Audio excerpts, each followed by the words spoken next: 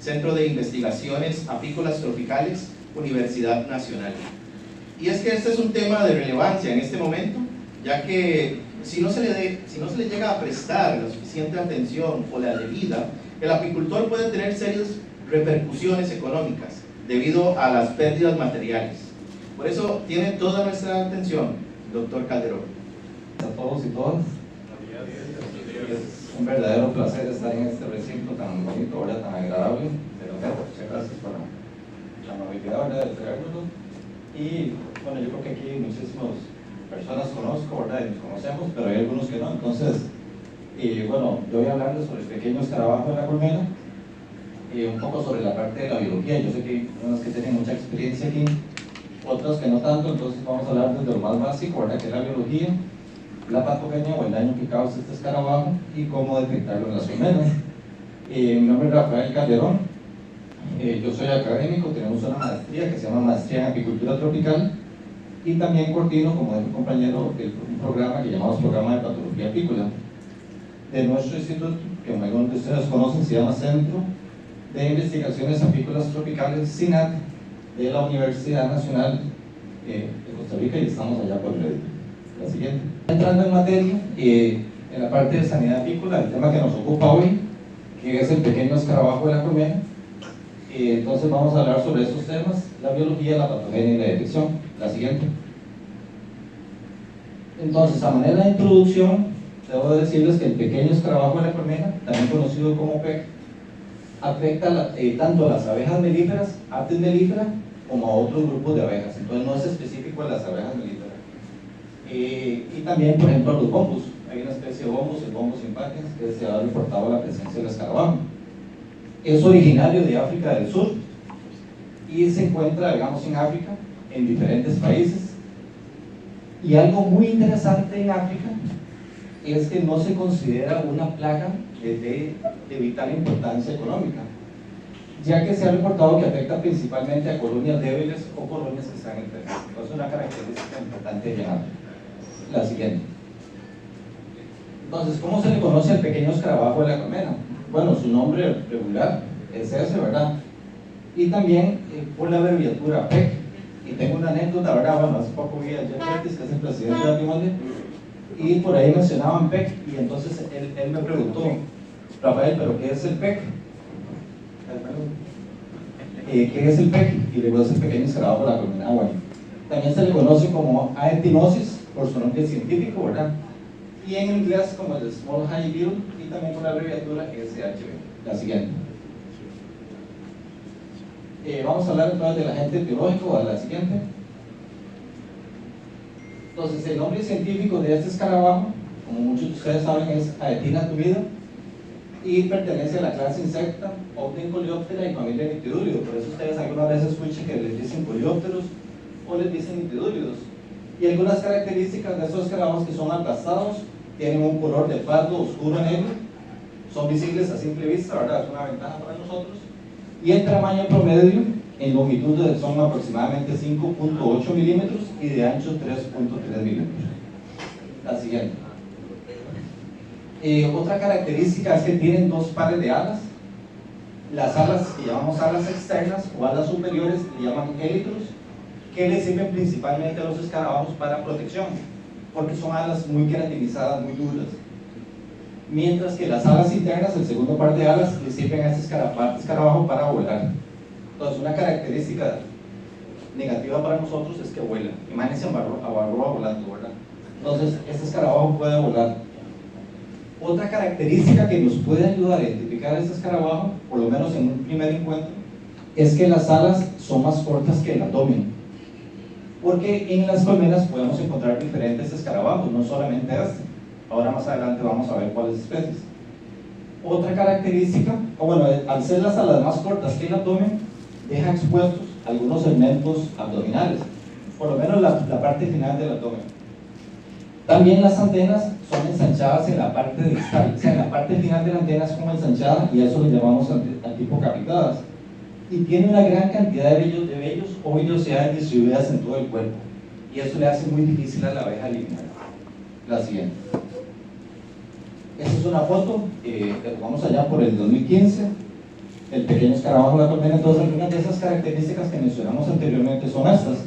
Tiene las alas, no sé si logran observar aquí, alas, perdón, es una pantalla inteligente, las alas más cortas que el abdomen, entonces deja expuestos estos dos segmentos abdominales, y por ahí tiene las antenas como ensanchadas en su parte distal.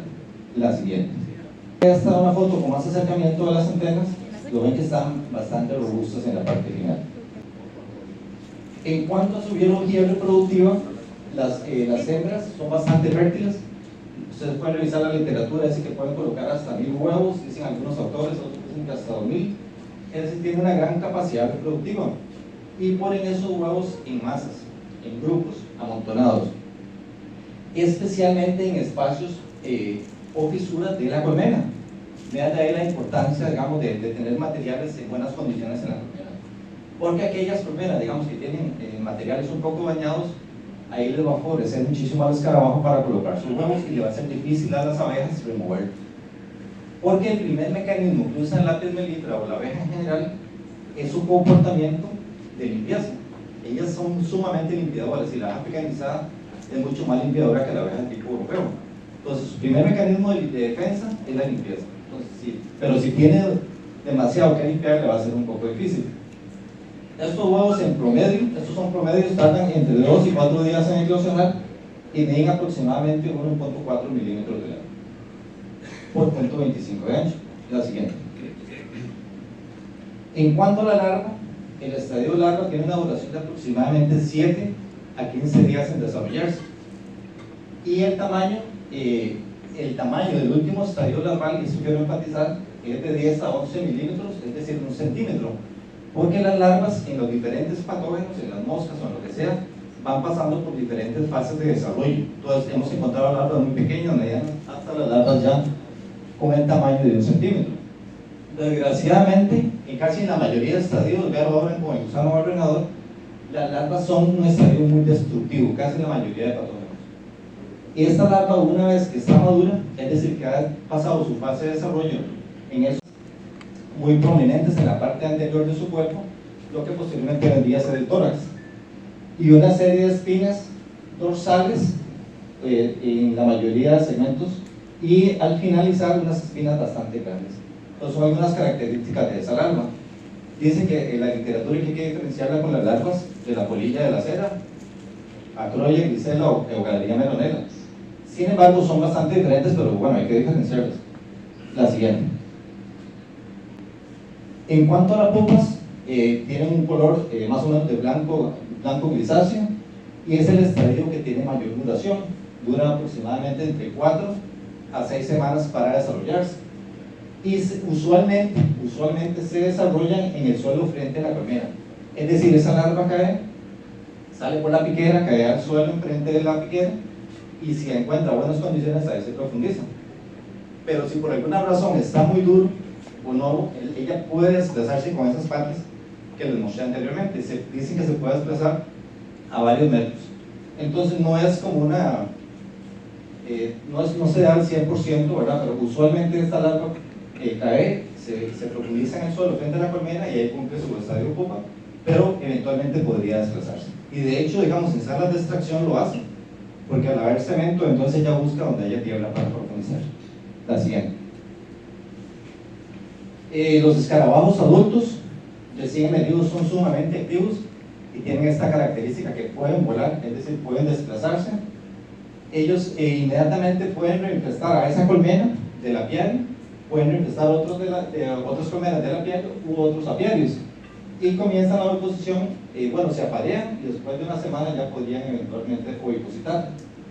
Algo importantísimo en la parte del diagnóstico es que los adultos son fotofóbicos, es decir, no les gusta la luz. Entonces, cuando abrimos la tapa, podríamos rápidamente, si hacemos un movimiento rápido, podríamos observarlo corriendo sobre los cabezales de los mantos, ¿verdad? Pero ellos van a buscar la parte oscura, y usualmente la parte oscura en la colmena, donde sería en el piso de la colmena. Entonces, una forma que nos podría ayudar a hacer el diagnóstico. La siguiente. Ahora vamos a ver un poco el daño, o sea, ¿qué es el daño que causa la larva, el daño que causa el adulto y desgraciadamente la presencia de agentes patógenos asociados al escarabajo. La siguiente. En cuanto a la patogenia, tanto el escarabajo adulto como la larva podemos encontrarlos dentro de la colmena, es decir, habitan en la colmena y ambos estadios desgraciadamente causan mucho daño. La siguiente. En el caso de la larva, se alimenta tanto de miel como de polen, pero también desgraciadamente consume cría abierta y cría operculada, y además hacen galerías dentro de los panales, es decir, roen los panales como hace la polilla. Entonces hacen galerías, van destruyendo ahí la seda. Los escarabajos adultos igualmente consumen huevos de las abejas, consumen polen, y cuando la infestación es alta, las abejas van tomando como un comportamiento de no cuidar los panales, se van como replegando. Esto entonces disminuye el comportamiento de protección de la cría, la colmena se debilita y se puede perder o morir. Esta es una foto que me prestó Raúl. Otro aspecto importante del escarabajo es que en infestaciones avanzadas la miel llega a fermentarse. Entonces podríamos observar manchas de miel en las paredes de la colmena, y esa miel fermentada va a tener un olor, llamémoslo de buena forma, un olor a naranja descompuesta muy desagradable. Ahora, ¿a qué se debe esta fermentación de la miel con la presencia del escarabajo? Esa fermentación de la miel es debido a la presencia de levaduras específicas asociadas con este escarabajo. Hay una levadura que se llama levadura Codamea o Meri, presente en las deposiciones, y esas deposiciones, esa larva es la que se va a encargar de fermentar a la miel. Y esta miel se considera obviamente una miel contaminada, no apta para el consumo humano. Entonces por ahí ya puede producir pérdidas.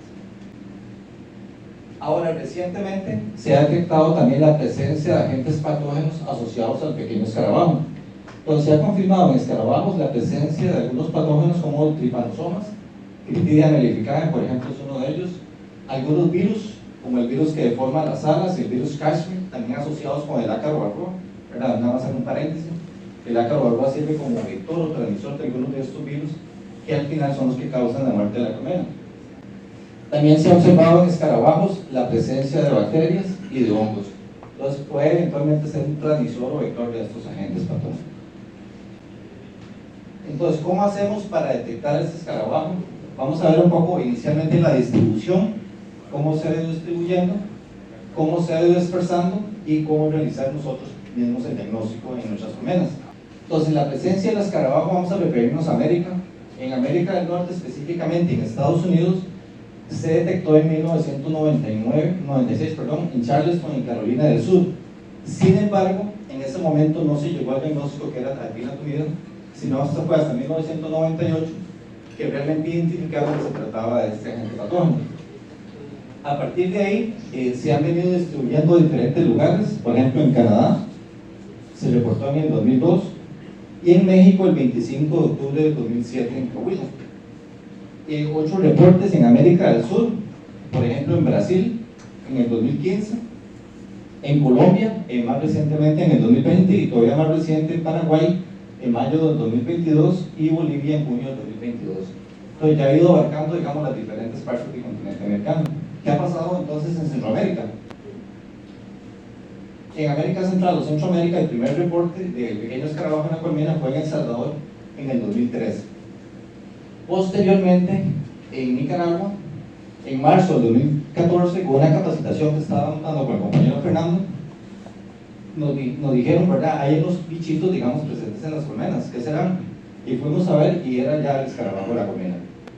Entonces ahí confirmamos la presencia en colmenas de africanizadas en Nicaragua, en San Juan del Sur, probablemente algunos de ustedes conocen, en el departamento de Rivas, es decir, muy cerquita de la frontera con Costa Rica. Por aquí quería mostrarles esta foto, ¿verdad? Donde se detectó prácticamente en la pura frontera con nuestro país.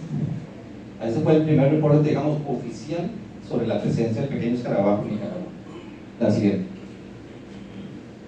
Obviamente, esa cercanía representó una amenaza de ingreso a Costa Rica, debido a que el foco de detección prácticamente estaba en la pura frontera. Entonces, ¿qué hicimos nosotros como SINAT, como universidad, luego de su detección en Nicaragua? Primeramente le informamos a las autoridades de Nicaragua, mire, hemos confirmado que la presencia del escarabajo ya está en nuestro país. Emitimos un reporte hacia ellos, al MACFOR, e inmediatamente informamos a las autoridades de Costa Rica, al SENASA Costa Rica, no sé si verán por aquí, pero le mandamos un informe diciendo, bueno, ahí el pequeño escarabajo está en Nicaragua, hay que encender las alertas porque es muy cerca, ¿verdad?, de nuestro país. Y además de eso, hicimos lo que se llama vigilancia epidemiológica en diferentes zonas apícolas de Costa Rica. Tal vez algunos de ustedes los visitamos en su momento. Y además hemos venido realizando desde ese momento, incluso un poco antes, diferentes capacitaciones y entrenamiento para la detección. En algún momento nos usamos con la cámara, ¿verdad?, en diferentes talleres, etcétera, ¿verdad? Hemos tratado de promover un poco la información sobre el pequeño escarabajo. Entonces, en cuanto a la vigilancia epidemiológica de zonas apícolas de Costa Rica, luego de su detección en Río Nicaragua en marzo de 2014, inmediatamente realizamos un monitoreo, o iniciamos el monitoreo de colmenas desde junio de 2014 y nos extendimos hasta septiembre del 2017. Ahí analizamos 359 colmenas en 62 apiarios, en provincias como Guanacaste, Punta Arenas, Alajuela, San José y Heredia.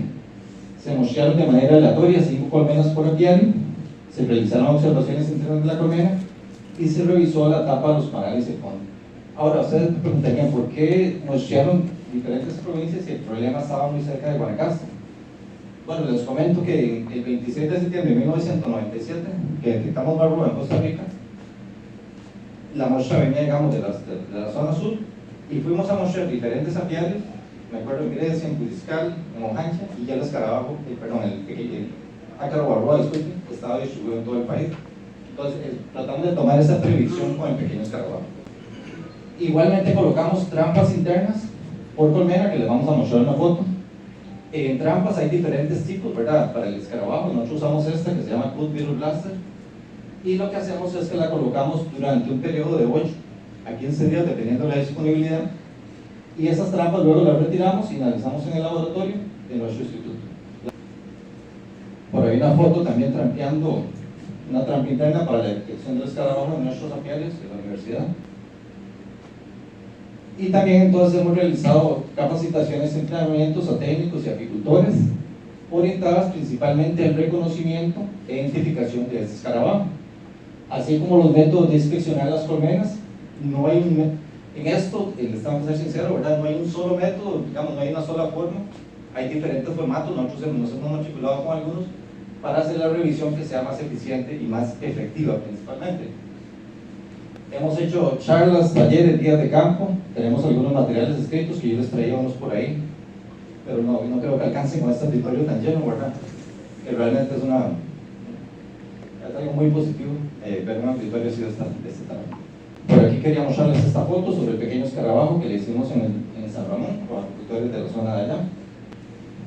Hemos hecho estos brochures que traía por ahí, que es material impreso, donde habla sobre esto que les he conversado, la biología, la patogenia, cómo detectarlo, cómo reconocer al adulto, cómo reconocer al arma, etc.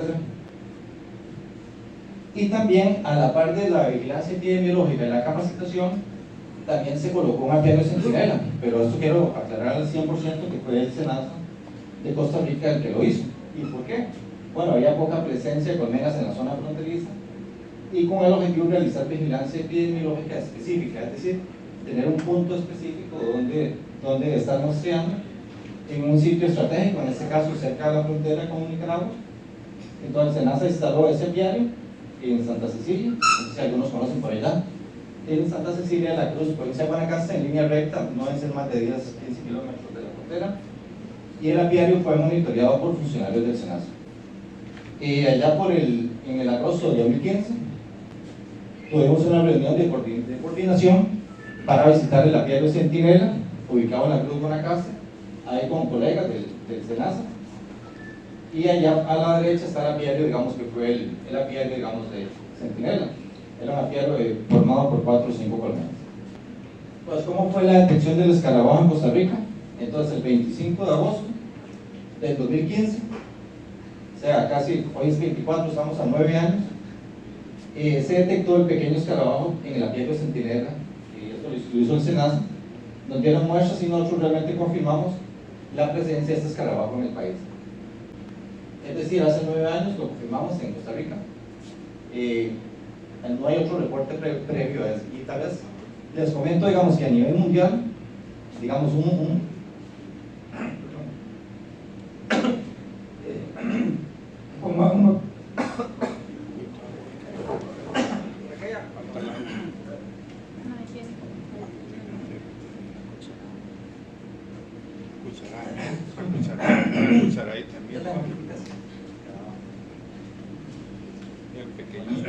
mantener el propio, creo. Espero que no sea por estar diciendo mentiras, ¿verdad? Entonces nosotros lo que hicimos en ese momento, siempre cuando hay un patógeno nuevo, una plaga nueva en un país, se pide la reconfirmación de algún especialista. En este caso, en el 2015 enviamos 5 individuos al doctor Jeff Pettis, en ese momento él era director del USDA en Maryland, ahora es el actual presidente de la PNUD, y el doctor Pettis en ese momento confirmó que definitivamente los escarabajos analizados eran alligator. Entonces, a partir de ese agosto 2015 es el reporte, digamos, de la presencia de este bichito en Costa Rica. La siguiente.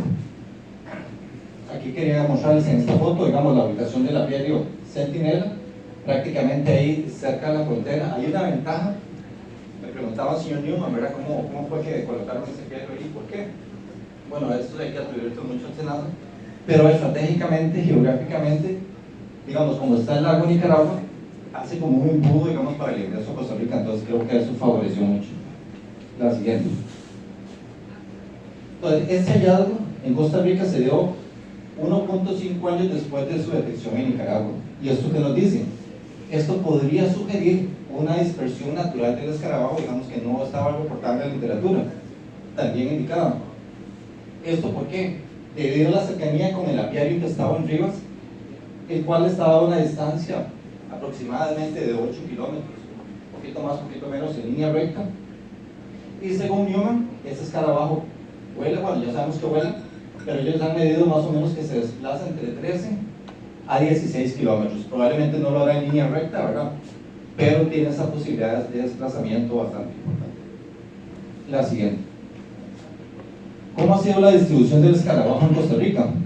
Entonces, para determinar esa dispersión, en nuestro programa de patología hemos continuado el mostreo de colmenas en diferentes zonas apícolas de Costa Rica en los años 2017-2020, y además hemos inspeccionado colonias silvestres, no enjambres, bueno, no lo llamamos enjambres, sino una colonia silvestre que ya está establecida en una casa o un árbol, ¿verdad?, con una población grande de cría y de abeja adulta. Adelante. La siguiente. Durante el periodo de mayo a octubre de 2019, antes de la pandemia, igualmente revisamos 305 colmenas distribuidas en 61 apiarios en el cantón de San Ramón y en diferentes cantones aledaños, en Naranjo, en Palmares. Obviamente esta parte del Valle Central, que es San Ramón, y probablemente hay alguno por aquí, es de gran actividad apícola, y la apicultura es considerada una de las principales actividades socioeconómicas de esa región.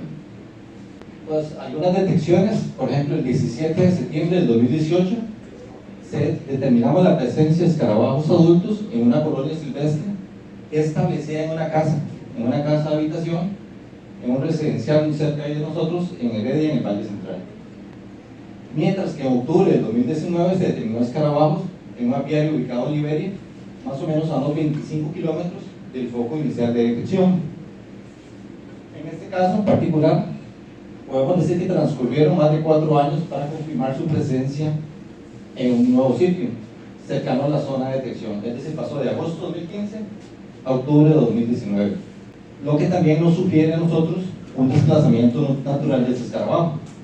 Y por otro lado, en ese momento, las 305 colmenas de San Ramón estaban libres. Esto lo digo porque la prevalencia se mide como en un momento específico, ¿verdad?, y la cual puede cambiar. Algunos datos, digamos, de colmenas muestreadas, por ejemplo, en Piedad Sur, 150, en San Isidro 15, en San Juan 5, en otros lugares unas 55 colmenas. Este mapa es para ilustrar estas detecciones. Entonces, la primera aquí en La Cruz, cerca de la frontera, la segunda, digamos, en Heredia, la cual realmente nos llamó muchísimo la atención, porque hay más de 250 kilómetros ahí, y la apicultura en esa zona es escasa. Y esta otra que es más lógica, ¿verdad?, de desplazamiento en Liberia. Entonces nosotros tenemos una hipótesis ahí, que cerca, digamos, de ese punto de detección está Ensenada, ¿verdad?, que muchos de ustedes conocen, y esa detección se dio como a 1 kilómetro en línea recta de Ensenada. Y sabemos que el escarabajo puede reproducirse en frutas. Entonces es una hipótesis, digamos, que tenemos que comprobar. ¿Cuál es la dispersión actual en Costa Rica? Bueno, les mentiría si se las digo, ¿verdad?, porque realmente ya se ha desplazado por diferentes lugares, probablemente algunos de ustedes lo han visto. Hemos recibido reportes de diferentes zonas apícolas del país con la colaboración de apicultores, principalmente aquellos que hemos capacitado en Guanacaste, en Heredia, en Alajuela, en San José. Es similar a lo que fue con el COVID al principio, llevábamos un rastro muy específico y después ya era difícil seguir. ¿Cómo se da la dispersión entre apiarios y entre zonas apícolas? Bueno, de manera natural, vimos que el escarabajo se puede dispersar junto a los enjambres silvestres, ya que puede volar. Es decir, no es como el ácaro marrón, que es un parásito que va pegado a la abeja adulta, sino que él puede desplazarse de manera paralela al enjambre. Entonces, es una forma, digamos, de dispersión natural. También otra, que es la transhumancia, ¿verdad?, que es el traslado de colmenas entre zonas. Por ejemplo, cuando yo traslado colmenas sanas a zonas afectadas, por decir algo, si yo mis colmenas que las tengo que hacer en Grecia y les llevo ya a la zona donde se detectó, a Guanacaste, ¿verdad?, probablemente las voy a infestar. O cuando traslado colmenas que están infestadas con escarabajos a zonas libres. Entonces, de esa forma facilito el traslado de plagas. Y tal vez el mejor ejemplo, ¿verdad?, en esto es Barroa. Esto que lo vuelvo a mencionar otra vez, ¿verdad?, pero el ácaro Barroa es un ácaro, digamos, que es originario de Asia y fue trasladado a América en 1971 a través de una importación ilegal de reinas. Entonces, recorrió más de 5.000 kilómetros, digamos, a través de la participación del ser humano. También se indica, ¿verdad?, un estudio que hizo Idrisú y de varios colaboradores, que el trasiego de cera de abeja es importante en la dispersión del escarabajo. Y lo que les decía anteriormente, las frutas y verduras, hay presencia y podrían participar en la dispersión de escarabajos. Pero se conoce que el escarabajo se desarrolla y reproduce frutas como el melón, la piña, el banano y el aguacate. Entonces las frutas y verduras pueden ser una fuente de dispersión de este, en mi concepto. La siguiente.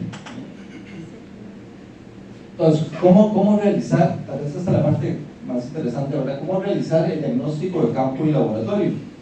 Bueno, conociendo ya estos diferentes aspectos que hemos visto de la biología reproductiva de este escarabajo, pues definitivamente tenemos que hacer una inspección minuciosa y periódica de las colmenas. Entonces, ¿qué debemos revisar? Bueno, debemos revisar la tapa, debemos revisar los panales y sobre todo el fondo. Hicimos un trabajo, por ahí no sé si está Emanuel por aquí, pero hicimos un trabajo y el fondo es clave en la detección de este escarabajo cuando no sé si tengo presencia de ellos. ¿Y qué observaríamos? Bueno, en colmenas que están infestadas vamos a observar principalmente los adultos y eventualmente las larvas, como aquellas que les mostré al principio. Y ya en casos muy avanzados, la presencia de miel fermentada en la piquera. Entonces, principalmente lo que podríamos observar son los adultos y eventualmente las larvas. Les paso este tip, digamos, usamos este método, que es el uso de una manta para facilitar la observación de adultos, y sobre esta manta pueden utilizar el color que quieran, ¿verdad? En este caso usamos una tipo verde. Lo que hacíamos era que sacudíamos tanto la tapa como los panales como el fondo. Y en este caso detectamos, por ejemplo, una serie de adultos presentes en esa colmena. Entonces, digamos, si nosotros abrimos una colmena rápidamente y revisamos la tapa, podría ser que eventualmente los veamos ahí. Pero si no hay presencia de adultos en esa tapa, es importante que revisemos los panales. Y si no vemos ahí, es importante revisar los fondos. Entonces, si tenemos fondos, digamos, que son móviles, que podemos golpear, digamos, contra una tela como esa, es muy importante para poder detectar la presencia de ese escarabajo. Vi en la literatura que decía que en aquellos fondos que son clavados, por ejemplo, que muchas veces se usan para transportar, y que la colmena está a 2 alzas, podríamos voltear la tapa y colocar, digamos, el alza ahí, y unos minutos eventualmente después podríamos observar los adultos. Este es bueno, otra vez la foto, digamos, del pequeño escarabajo adulto. Otra vez repaso las características: alas más cortas que el abdomen y antenas ensanchadas. Algunas mediciones que hemos hecho, ¿verdad? No hay un solo tamaño, hay variaciones, ¿verdad? Pero en el promedio más o menos se mantiene. Es importante que hagamos el diagnóstico diferencial con escarabajos adultos de otras especies, porque podríamos encontrarlos. En Costa Rica se han descrito algunas especies de escarabajos que son saprófitos, es decir, que no son agentes patógenos, sino que están ahí en la colmena, digamos, simplemente se alimentan de desechos. Por ejemplo, tienen una apariencia muy similar a Etina tumida. Por ejemplo, el Lobiopa insularis, que por allá en 2007 se dio toda una alerta en el país, se llamaron a los medios porque estaban buscando escarabajo y resultó que era el Lobiopa. También hemos visto otro género que es la Etina, que es primo hermano a Etina villosa, que es sumamente similar, solamente que tiene las alas más largas por hecha que la abdomen. Estos usualmente tienen alitas más largas y usualmente son colectados de colmenas en las cuales han abandonado nido de cría. Estas son algunas fotos de Lobiopa insularis y de Etina villosa. Vean qué similar, digamos, aquellos que han observado el escarabajo en vivo, es muy similar. En cuanto a las larvas de Etina tumida, son alargadas, tienen un color blanquecino. Ya vimos que presentan 3 prominentes patas anteriores, un par de patas en cada segmento anterior o segmento abdominal, y tienen espículas o espinas dorsales. Esta es una foto, las que les mostré anteriormente, los 3 pares de patas y las espinas, y tiene una consistencia como dura. Aquí quería mostrarles, digamos, los diferentes estadios de desarrollo de larvas de Etina tumida. Aquí podemos en la parte superior larvas bien desarrolladas, maduras, mientras que en la parte inferior larvas que están en ese proceso de desarrollo. Hay que diferenciarlas de las larvas de la polilla, hay que observarlas con detenimiento. Etina tiene 6 prominentes patas anteriores y la polilla tiene como unos pseudópodos o pseudopatas. Aquí quería mostrarles esta foto, ¿verdad? Cuando uno la observa así, a ver, claro, habría que tener las 2 larvas juntas, se ve una gran diferencia. En la parte superior, ¿verdad? Larvas del escarabajo, y en la parte inferior, larvas también de la polilla en este caso. Y además la polilla es como suave, se ve como un tejido suave. Para el control, sin productos químicos, bueno, podemos utilizar trampas, y hay mucha experiencia con la microfibra. También podemos usar el control de la pupa. Por ejemplo, en el caso de las trampas, se colocan 2 trampas, un virus blaster por colmena, entre los marcos ubicados en los extremos de la cámara de cría, y en este caso usamos aceite vegetal. Esto permite la captura de escarabajos sin utilizar químicos. El escarabajo ingresa a la trampa y no puede salir. Permanecen por ahí de unos 8 o 15 días, y algo importante es revisar las trampas, ya que las abejas en las colmenas que están fuertes tienden a propolizarlas rápidamente en la parte superior, entonces hay que estar observando eso. Hay diferentes tipos de trampas, ¿verdad? No es la única. Está la trampa australiana, la trampa Hood, la trampa Beetle Eater, trampa West Beetle, Beetle J. Bay y trampa Hood Beetle Blaster. Entonces hay diferentes trampas, ¿verdad? Les muestro nada más un tipo que hemos usado, ¿verdad? Pero hay variedad. Estas son algunas de las trampitas que hemos utilizado, a ver cómo las van propolizando, bueno, en este caso lateralmente, pero igual lo hacen en la parte superior.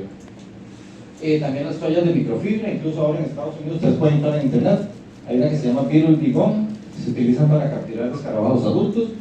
Es un material de microfibra, y lo que hace es que las abejas separan las fibras y el escarabajo queda atrapado entre ellas, entonces viene a ser un control biomecánico o mecánico. También el control de la pupa, remoción del suelo frente a la colmena. Alguna gente usa productos, los aplican ahí. Por ejemplo, sé que en Nicaragua usan la cal para, digamos, encarar como el frente de la colmena. Entonces, ya para ir terminando, algo importantísimo, ¿verdad? Es que el escarabajo, y se ha reportado que puede infestar colmenas de abejas nativas, o sea que no es específico a Apis mellifera. Y se ha escrito también en bombos, como el bombus impatiens, por ejemplo. Hay reportes, por ejemplo, de Melipona bechi en Cuba, de Melipona bechi en México, Dactylina stangideri en el oeste de África, Trigona carbonari en Australia, Oxoplevilla australis en Australia, Melipona rufibrensis en Brasil, y más reciente, Plevilla frontalis en México. Entonces, vean la importancia, digamos, para nosotros. Medidas preventivas similares para otros problemas sanitarios: control de otras enfermedades como barrobosis, nocema, reinas jóvenes y saludables, que creo que hoy se va a tratar bien aquí, colmenas fuertes, bien alimentadas, manejo del espacio interno. Eso es fundamental. En esta plaga es fundamental porque a veces va uno y hay demasiado espacio interno en la colmena. La colmena hay que verla, y Johan va a decir seguro, como una incubadora. O sea, ya necesita mantener la temperatura y humedad estables.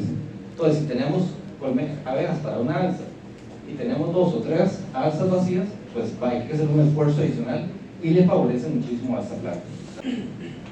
Otra medida preventiva, no trasladar colmenas infestadas a zonas que están libres, evitar la transhumancia de colmenas sanas a zonas con presencia de escarabajos. Actividades de capacitación como estas son importantes, charlas, talleres, simposios, días de campo, ¿verdad? Siempre es importante mantenerse informado. Nosotros aprendemos de este escarabajo todos los días, se los digo así sinceramente, ¿verdad? Es una plaga nueva que estamos explorando en abejas nuestras, ¿verdad? Entonces estamos aprendiendo muchas cosas, aprendemos de todo, ¿verdad? Entonces yo creo que eso es un trabajo conjunto y es bueno, digamos, estas uniones entre universidades, por ejemplo, organizar nuevamente aquí a la UNED, el espacio, ¿verdad? La UCR, la UPE y los ministerios, ¿verdad? Asociaciones, a la Cámara, ¿verdad? Para unirnos en el bienestar de la agricultura. Realizo nada más agradezco al comité organizador de este primer simposio, la alimentación y mejora genética de las colmenas, por la invitación a participar, especialmente a Hazel, ¿verdad? Que nos estuvo contactando por allá. Muchas gracias a todos los apicultores y muchas gracias por la atención.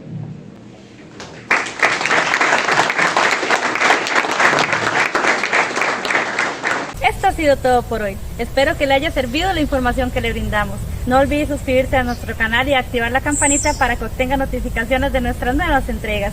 Además, vamos a dejar el contacto a nuestro WhatsApp para que usted se comunique con nosotros si desea trajes y equipos para apicultura. Gracias.